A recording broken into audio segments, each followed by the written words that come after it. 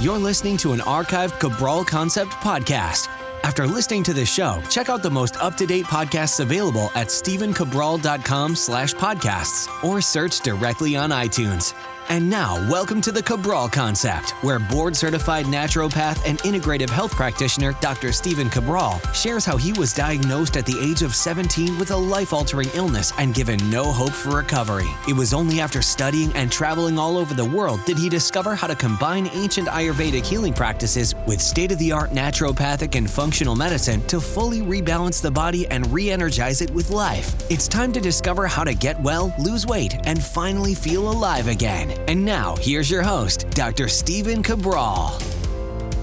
Thank you for tuning in to our first Cabral House Call of the weekend. This is where we answer our community's questions each and every Saturday and Sunday, or whenever you decide to tune in. And we typically get to all things wellness, weight loss, anti-aging, with maybe a little bit of mindset, a little bit of help for friends and family, of course, thrown in there, which is always nice. People trying to help out those that they love in their life and want to get them the same results that maybe they've gotten themselves. So let's get right into today's questions. And as always, these come from stephencabral.com/Ask Cabral. There is one thing I want to note before we get started today. So usually we're getting to questions about 3 weeks after you submit them. I do want to let you know that from September 19th to September 26th, there was a glitch, and we'll call it the Matrix, and where our podcast was actually hacked. Some of you know that. It turned out to be nothing major. We've made all the proper precautions and all those things to make sure the podcast stays safe. But, you know, one of those things, I guess, where you start to get on the radar and people decide that they're going to have a little fun or whatever it is. And, you know, of course, like nothing was actually done to the site, but they did a redirect to some vulgar websites. And so anyway, that's in the past, but it was about 24 hours where our website was hacked, essentially. And what we did was we rolled it back. So we had to recreate all of our content, which wasn't great. But we rolled it back to when we knew it was safe. And then we did all of our, obviously, malware and all that other stuff that you have to do. So what I want to let you know is if you submitted your question between 9/19 and 9/26, and we don't answer it by next weekend, I want you to resubmit that because I want to answer your question. I want you to know that I'm not ignoring you, that I do want to answer your question. But for about a 5-day to 7-day period of time, we did have to erase all the data from our website over that time period. And we have no way to get back those particular entries, unfortunately. But like I said, this is the weekend of October 14th and 15th. So if your question has not been answered by the 21st or 22nd, and you submitted it in September, please submit that again. But of course, listen in today, listen in next week. And then if it's not there, do feel free to go to stephencabral.com/Ask Cabral. And you know, I'd be happy to answer your question on an upcoming Cabral House Call. Okay, first question today is from Melanie. Her question is, hi doc, any clinical pearls on renal artery stenosis? I've been looking for a supplement protocol. All I can find is proteolytic enzymes and chromium to support the arteries. I was hoping you had some herbal remedies to suggest. I am well aware of lifestyle and diet being huge factors. Thanks for all you do for us. I appreciate all you have taught me. All right, Melanie, I do have some recommendations. For those of you who don't know what renal artery stenosis is, instead of hardening of the arteries around the heart, which most people have heard about before, this is hardening of the arteries in the kidneys. Obviously just as dangerous. But we have some great remedies that go all the way back to, well, ancient Roman, ancient Greek, Ayurvedic times, and many, many, many different Eastern-based wisdom or Eastern-based medical philosophies as well. So here's what we can do from the old and the best of the new. There's a great little drink called fire cider, and you've heard me mention it before. Of course, I'll keep mentioning it as we get to the cooler time this winter, because it's a great thing for those people with postnasal drip, or those people with a lot of mucus production. But you can make your own that works well for renal artery stenosis, and that includes apple cider vinegar, lemon, garlic, ginger, or fire cider. So basically, fire cider contains all of those things I just spoke about, but it also contains a little bit of honey and a little bit of horseradish. So really, really great. And cayenne pepper, of course. That's what gives it that fire, right? So the drink you could just make on your own is just 2 to 3 ounces of apple cider vinegar, 1 full squeezed lemon, You can use 1 crushed garlic clove. You can use 1 inch of crushed ginger. These things can be all blended together if you'd like as well. And then just a glass of water. So that's a great thing to do. To take it to the next level, I also recommend taking in about 1.5 grams of vitamin C. Now, the reason why I'm recommending 1.5 grams of vitamin C is this is based on the Linus Pauling Institute, he was a brilliant biochemist, brilliant many things about being a doctor, but brilliant biochemist and 2-time Nobel Prize winner, obviously a very brilliant man. And he used vitamin C, L-arginine, and a few other concoctions for arterial stenosis, and you can use this for the kidneys as well. Okay, besides that, lots of water, of course, flush the kidneys. And then, as you mentioned before, proteolytic enzymes. I don't know that chromium is going to help substantially, but certainly you should be getting it in your multivitamin or your daily nutritional support powder that we recommend. And then the serrapeptase, we love that, serrapeptase and nattokinase. Both of those are great as proteolytic enzymes for both the heart and kidneys. So anybody out there with cardiovascular issues, hardening of the arteries, can't recommend proteolytic enzymes enough. Why don't we try to link them up in the show notes today? Simply go to StephenCabral.com/617. That is today's show. StephenCabral.com/617. I won't keep repeating that during the show. What I'm going to do is just say any labs I mention, any supplements I mention, the fire cider, anything at all, I will link it up today in our show notes. StephenCabral.com/617. At least I hope that's what today's show is. And we're going to be able to link up all of our show notes there today. So no need to look anywhere else. We'll just put them right there. The last thing I would like to add as well is if I don't get to read a question because it may be too long, the full question will be there as well. Okay, Leilani is up next. Dear Dr. Cabral, thanks again for your great podcast. I did a search and couldn't find anything on glaucoma. My dad is 71 and he has glaucoma. He had valves inserted to regulate the pressure. He now takes 2 different kinds of drops, daily eye massages. The drops give him terrible black circles around his eyes and whole eye socket, makes him look very sick and old. Was just wondering if there's anything you can suggest in general to help glaucoma sufferers. He doesn't take any supplements and doesn't have a particular healthy diet either. Would vitamin C or astaxanthin supplements be of any benefit? Very grateful for your time and assistance. Thank you in advance for your advice and suggestions. All right, so let's do a little bit of anatomy and a little bit of pathophysiology today for those of you who don't know what all these different disease words are. Glaucoma is basically increased pressure around the optic nerve inside of the eye, the back of the eye. Fluid starts to build up, creates a lot of pressure. Sometimes the eyes actually start to bulge. But the issue is that the fluid doesn't drain very well. It just drains too slowly. So these drops help with constriction, dilation of the eye. I can tell you that a few things that help really well for glaucoma are anything that help to block prostaglandins. So some of those things are, like I love giving credit where credit's due. So things that block prostaglandins are omega-3s. So we love our omega-3 support. I suggest 2 to 4 of those a day for your dad. Those are the liquid gels. You could do 2 at breakfast, 2 at dinner, or he could do 1 tablespoon of the pure omega, as long as he doesn't mind taking the liquid of the omega. Those are higher in EPA, and they're going to be better for inflammation than DHA. But of course, it contains DHA as well. Okay, what else can I recommend? I can recommend, astaxanthin. That would come more from like krill oil or the orange-red color in fish or anything with that dark red color. That's a high antioxidant. Anything with high antioxidants. So black cumin seeds, those are fantastic. Fennel seeds, fantastic. Frankincense, fantastic. Curcumin, that's another great one. I did a previous podcast a couple Fridays ago on curcumin HP or Theracumin HP. I will link that up in the show notes today. So that's exactly what I would do. And then I would also say, okay, if we want, let's test and run a hair tissue mineral analysis, because a lot of people with glaucoma have heavy metal buildup and it leads to chronic inflammation. It leads to retinal-based issues. And so recommend that. If he doesn't want to do any lab testing, then my advice is this. Get on that omega-3, get on the curcumin, do a 14 or 21-day Dr. Cabral detox, and then do a heavy metal cleanse after that. That's what I would do, without a doubt. If that was my dad, that's what I would tell him to do. Okay, Thomas is up next. Hello, Dr. Cabral. Thank you for always taking the time to answer our questions. This may seem a little strange, but whenever I take my socks off, my left foot is dry, but my right foot is always a bit damp. I am a lefty. I've noticed this for as long as I can remember, and just wondering if there's some type of medical meaning behind this. Thank you. Okay, Thomas, my only suggestion on this, is the damp foot, that right foot, is a fungal-based infection that could very easily cause this dampness. Any type of eczema, any type of fungus, that would be what I'm leaning towards. Now, if you got deep in energy medicine, these types of things, you could talk about polarity and talk about the left side of the body versus the right side of the body.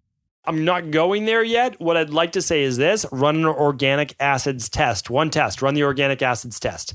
You're going to look for candida overgrowth or bacterial overgrowth.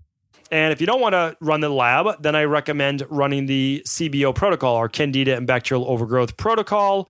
That will help with the internal fungal-based issues, which of course, it's always internal, leads to external. And then for the external, I would use a little bit of tea tree oil. You can use direct on the foot, or you can mix it with just a little bit of sesame oil or olive oil and rub it over the entire foot before bed. You could do that again in the morning, but I would at least do it once a day. Tea tree oil is a great antifungal. Pau d'Arco, that is a special type of antifungal tea. You could actually make a foot bath, which not a lot of people know about, but you can actually put about 3 tea bags in a liter of water, boil that. Of course, don't put your foot in boiling water. Pour it into just a pail or a bucket and soak your right foot in that. That would be fine. But again, I would use the tea tree oil on the foot, and I would use the candida and bacterial overgrowth protocol. If you'd like, you can run the gut-based test, the organic acids test first. Hopefully that works great, Thomas. Love to hear your input. Okay, D is up next. Hi, Dr. Cabral. Could you recommend a good way to get enough omega-3 on a vegan diet? We eat chia, flax, hemp, and berries often, but I wonder if I should also be supplementing. We do use your all-in-one powder, your fruit and vegetable blend, and gut support daily. I've noticed you have an omega-3 on your website, but it's fish-based. Wondering if there's a good vegan option. Thanks. So, yes, Dee, we are absolutely and always here to support everyone on a vegan diet. I can't even tell you how many people who are on a strict vegan diet. I support that, believe in it, and happy to help with that whenever anyone would like to follow a strict vegan diet. So, you're right, our omega-3 support on our website comes from small fish, and it's tested obviously for mercury. It's triglyceride bound. It's the best of the best. I mean, of course, if we're going to have a supplement, we're going to put our name on it. You can't find a better one. I mean, that's not egoism or marketing. It's just the best of the best. That's the bottom line. But I agree. So what can we do? Well, there's a great vegan-based omega-3 that we use in my practice, and I'll link it up in the show notes today, called Algae Omega. And you might have guessed it, but it comes from algae. So I'm going to link that up. Here's what you can do, though. Honestly, I really do recommend this. It has to be the most underrated, besides a hair tissue analysis, but it has to be the most underrated test. The omega-3 test. I'm going to link that up on the website today. The omega-3 test. It's a simple finger stick, a little blood poke. That's it, just of the finger. And you get to actually see your omega-3 levels. I'm telling you this right now. It's so important. People wonder about inflammation levels. They wonder about this, that, arachidonic acid. This test is phenomenal. I mean, it's absolutely phenomenal. I love the test. I've done it now twice to make sure that my omega-3 levels, when I started, they were about a 5.6. You want your levels of 5 to 1 or under from omega-6s to omega-3s. Mine were a 5.6. Started supplementing with a little bit of omega-3, 2 caps of my omega-3 support. And I got mine down to just above 3 to 1 ratio, which is absolutely perfect. Got my total omega-3 saturation rate above 9, which puts me at a decrease of a 90% chance for cardiovascular disease. Pretty phenomenal. I mean, really, I think, honestly, if you're in your late 30s or older and you haven't done an omega-3 test, you have to do it. And the reason why I'm recommending it to you, D, is maybe on your omega-3 diet that you don't even need to supplement with omega-3s. I mean, that could be, but this test will tell you. All right, so what would I recommend if you're not doing that? Well, the algae omega, great supplement. Flax and chia, okay, you're doing the hemp, so you're already getting those, great. The only issue with those is they have a conversion rate of about 6 to 14% of ALA to EPA, and EPA is really the greater amount of omega-3 that you would like. It's more anti-inflammatory. Pumpkin seeds, walnuts, those are also fantastic. So check those out. But if you'd like, run the test. Again, like I've worked with people and they haven't needed to supplement the omega-3s. That's the beauty of functional medicine. You test, you don't guess, you know, and then you know exactly what to do. You get our recommendations, of course. All right. Ashley's up next. I'm going to ad-lib this question a little bit, but as always, just go to 617 for today's show. Ashley writes in, I recently discovered that I have another cavity, or maybe it is the same cavity located in between 2 molar teeth. It's become wider and more serious. I know I need to get my fat-soluble vitamins. Then she goes on to list all the brands that she's taking and the different fermentable omega-3s. I'm also considering skipping the organic acids test for now and going straight and purchasing the candida and bacterial overgrowth protocol. and constipation support. I'm only 26. I do not want to lose my teeth. What do you think about the supplements and products that I've been using? What do you think about supplements that I plan to purchase? What else do you suggest I do? Preserve and remineralize my enamel. Thank you for your excellent podcast. All right. So Ashley, it sounds like two things are going on. One is you could be in what's called the sympathetic nervous system response. Now we talk about that a lot from stress, but what people don't know is that it's the parasympathetic that's actually responsible for mucus production in your mouth. And if there's not enough saliva, if there's not enough mucus in your mouth, then your teeth, they actually can dry out, which is not good either. That can lead to cracking, that can lead to demineralization. Plus, if the bacteria isn't correct in your mouth, it can lead to a more acid-based environment in your mouth. So your mouth isn't supposed to be totally alkaline, but if it gets too acidic, that can actually damage the enamel on your teeth as well. Which is why when people have acid reflux, it can actually wear off the enamel on their teeth, and then dentists can see it as well. Okay, so of course, you know, I'm looking at minerals and vitamins. I would love you to run a hair tissue mineral analysis and an organic acids test. I believe we've actually bundled those now, and you can save over $100, maybe even close to $200, and you get an upgraded phone call to 60 minutes this month. So, of course, I can't recommend that enough, but I understand that financially that might not be the best choice for every person. So, I think you have a good point. If you're constipated, you're probably not getting enough nutrition. You're probably not absorbing enough nutrition. So you have to start with the gut. And I can't recommend enough the Candida and bacterial overgrowth protocol. And I would absolutely, so start with the basics. The daily nutritional support shake, without a doubt, and the daily fruit and vegetable blend, hands down. So if you don't want to add the probiotic, I understand, that's okay. But use the daily nutritional support shake and use the daily fruit and vegetable blend. Why? Now you're guaranteed to get every vitamin you need. And you're guaranteed to get 22 organic fruits and vegetables that have been juiced, and you get all of the minerals from them. So the hair tissue mineral analysis would read out your minerals, and the organic acid test would let you know about your vitamins, as well as your gut health and detoxification health. So, okay, can't recommend that enough. Now, I also did a toothpaste and I did a mouthwash show on the Lucky brand of toothpaste. So check out that show. That actually helps to remineralize the teeth. So that's fantastic. I would recommend that. And then I would also recommend sesame oil pulling each morning for 10 minutes. So basically, before you brush your teeth or after you brush your teeth, whatever you prefer, you're going to swish sesame oil, organic, first pressed, cold pressed sesame oil in your mouth for about 10 minutes. And then you're going to spit it in the trash, not into your sink, not down your sink. And that is how you will also help preserve your gums, your teeth, get rid of cavities, and also remineralize the teeth. So hopefully that was enough information to get you started. Rose is up next. Thanks, Stephen. I have been listening to your podcast for a couple months and really enjoy your balanced approach to health. You are not dogmatic. I have a niece that is suffering from eczema, and so is her 5-year-old daughter. She has tried food elimination, naturopathic medicine, but it keeps flaring up. She does have quite a bit of stress in her life, but she is getting help with that. We have good naturopathic doctors locally, but I find it difficult to find a good doctor that will do testing. What test do you recommend for eczema? Thanks so much. I'm also a postmenopausal woman that like to get optimal health, and I know that I would like hormone testing, but would like to advise as to testing. Okay, Rose, it sounds like you wrote yours by voice text, which is how I write all of my messages. That's funny, but I know exactly what you're talking about. And yeah, I can absolutely help you with this. So hands down, the number one test to run for eczema or skin conditions is the organic acids test. The second most important one is food sensitivity testing. The third most important one is hair tissue mineral analysis, HTMA, as I affectionately refer to it as. If you can run all three, fantastic. If you can only do one, it's organic acids testing. If you can do two, it's food sensitivity testing. And if you can do three, it is hair tissue mineral analysis testing. Now, so that's absolutely what I recommend. Okay. Next up, for post-menopausal or menopausal or premenopausal or perimenopausal, whatever menopausal you would like to consider yourself, here's what I would recommend. I would recommend the thyroid adrenal hormone test, or we also call it the weight loss test. It's the same exact thing. Now, it doesn't mean you're overweight, but it looks at the same metabolic hormones that start to change during menopause, and we can help you balance those. Simple saliva and blood spot test. We're going to look at all your thyroid hormones, not just your TSH. TSH is such a small and significant number. I want to look at TPO. I want to look at the T3. I want to look at the T4. I want to look at your cortisol levels, your estrogen levels, your progesterone levels, testosterone, DHEA. And then I'm going to review those. Then I'm going to give my recommendations to one of my amazing health coaches, and they're going to take you exactly through the protocol we recommend. I really don't believe it gets any better than that. We work with people all over the world. So yeah, we're happy to help. And again, we do this every day. So this is what we specialize in. We specialize in functional medicine lab testing, but not from a kind of a functional medicine or conventional medicine perspective. We're going to give you advice that's worked from the dawn of time. We're going to give you the best of modern medicine in terms of naturopathic, of course, not conventional. We don't do disease.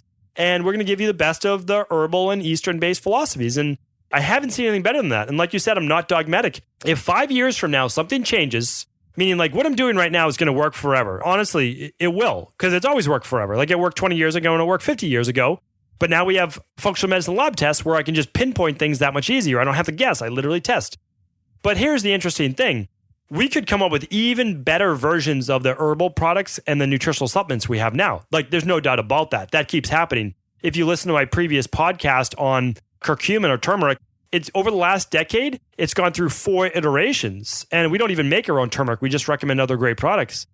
Turmeric now is getting so much more absorbable. It's always been turmeric. It will always be turmeric, but the absorption and the methodology in which we can get it into your body, into your cells, is changing. It's only getting better. The delivery method is improving. And that's always what I'll bring you. I'll bring you all the best ways to do that. So yeah, keep sticking tuned. I'm going to be, I'll be doing this podcast hopefully for the next 30, 40 years. So by then, I don't even know how many episodes that'll be. Maybe we'll all be on like 100,000 by then. All right. Last question. We'll make it quick today. Kara's up next. The reason I'm saying to make it quick is because it's a simple Q&A answer here. So the 2 weeks leading up to my cycle, Kara asks, a couple days or weeks after a full moon, my heart rate is at 10 beats higher than normal, and my body temperature is up 1 degree.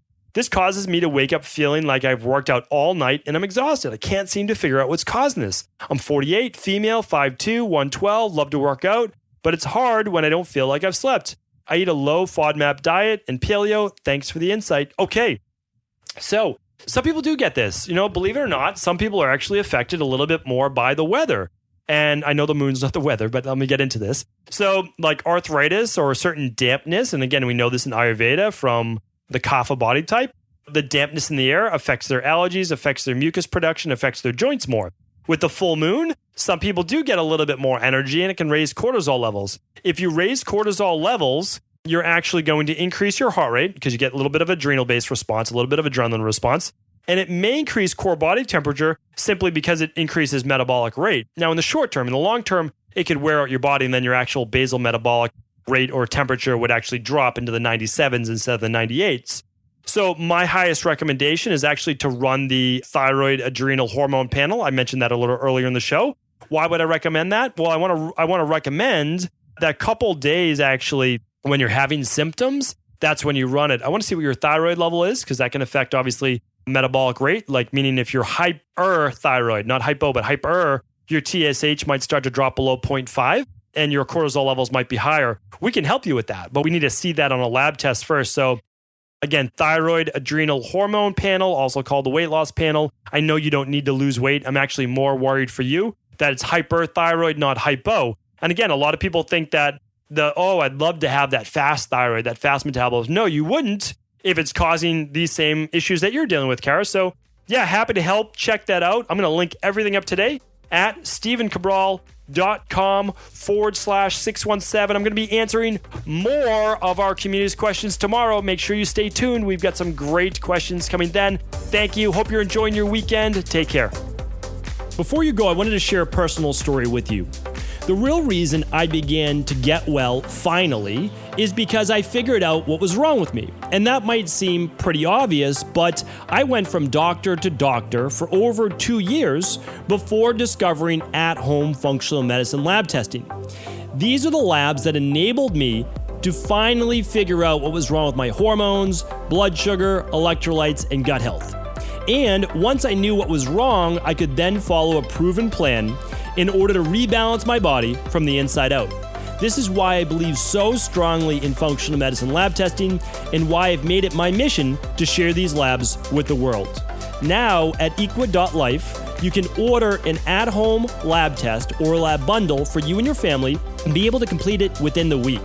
Plus, the EquaLife difference is that you're not left to try to read and figure out these labs on your own. We explain what your lab numbers mean, what they mean in the much bigger picture, and then how to go about rebalancing your body in order to heal.